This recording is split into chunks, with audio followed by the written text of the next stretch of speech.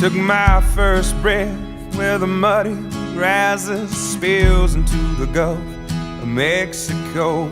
The skyline's colored by chemical plants that put bread on the table of the working man, where the working man does his best to provide safety and shelter for kids and a wife, giving a little of a soul every day, making overtime to keep the wolves away.